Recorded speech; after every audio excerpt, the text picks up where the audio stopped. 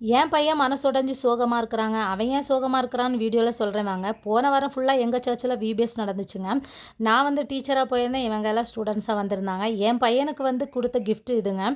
அதில வந்து கலர் பென்சில்ஸும், அந்த கிரையான்ஸும் மட்டும் தான் அவனுக்கு யூஸ் பண்ற மாரி, மத்த எல்லாமே பெரிய பிள்ளைங்களுக்கு யூஸ் பண்ற மாரி தான் இருந்துச்சு.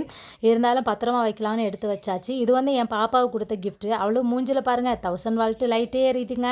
அவ ஏற்கனவே சொல்லிட்டா, "நீங்க இந்த மாரியெல்லாம் எனக்கு வாங்கி குடுத்ததே இல்ல. இப்படி ஒரு பேக் இருந்ததே இல்ல" அப்படின்னு. நான் பார்த்துருந்தா தானங்க இதெல்லாம் வாங்கி கொடுக்க முடியும். என் காலத்தில் நான் இதெல்லாம் பார்க்கவும் இல்லை. நான் இப்போவும் இதெல்லாம் பார்த்தது இல்லைங்க. புதுசு புதுசாக இருந்துச்சு. எங்கள் சர்ச்சில் எப்போவுமே இந்த மாதிரி தான் கொடுப்பாங்க. ஏன்னா எனக்கே பார்க்கும்போது அவ்வளோ சந்தோஷமாக இருந்துச்சு. பிள்ளைங்களுக்கு அதை விட சந்தோஷம். மற்ற குழந்தைங்களுக்கும் அந்த மாதிரி தானே இருக்கும். அதனால நல்லா இருந்துச்சு. அது இந்த ஸ்கெட்சு பாருங்கள், ரொம்ப பெருசாக ப்ராடாக சூப்பராக இருந்துச்சுங்க. அதுக்கு கலர் பண்ணுறதுக்கு ஒரு புக்கும் கொடுத்துருந்தாங்க.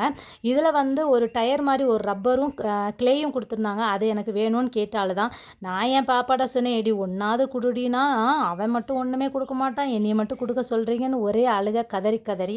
அப்புறம் சரிடி வேண்டான்னு விட்டாச்சு. நான் உனக்கு நாளை வாங்கி தரேன்னு விட்டுட்டேங்க. அப்புறம் டீச்சர் என்ன கிஃப்ட்டுன்னு பார்க்க வேண்டாமா, எனக்கு ஒரு ஹாட் பாக்ஸ் கொடுத்துருந்தாங்க.